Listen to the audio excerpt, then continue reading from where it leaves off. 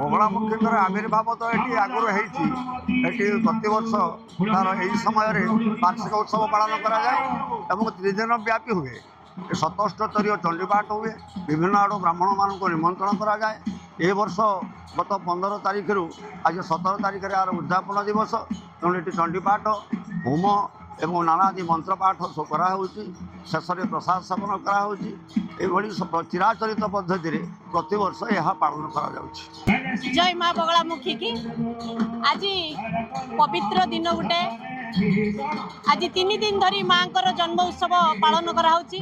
ସେ ପରିପ୍ରେକ୍ଷୀରେ ବାଲେଶ୍ୱରର ଅଗଣିତ ଜନସାଧାରଣ ଏବଂ ସମସ୍ତ ଶ୍ରଦ୍ଧାଳୁମାନଙ୍କୁ ମୁଁ ହାର୍ଦ୍ଦିକ ଶୁଭେଚ୍ଛା ଏବଂ ଅଭିନନ୍ଦନ ଜଣାଉଛି।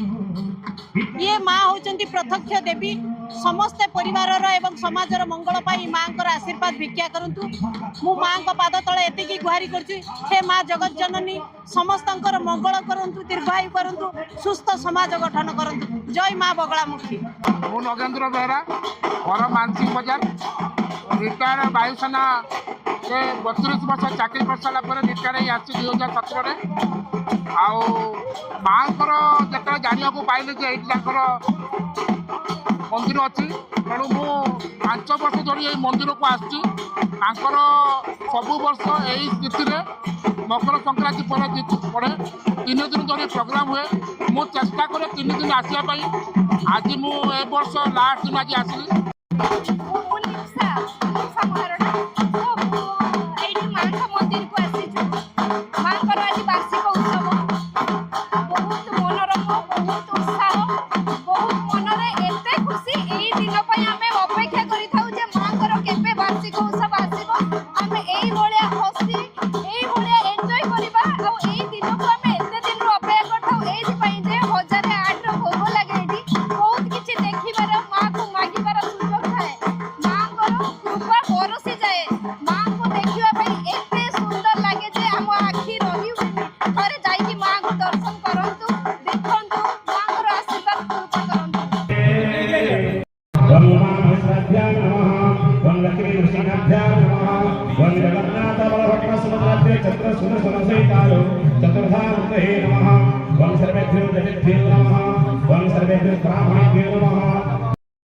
चंडिके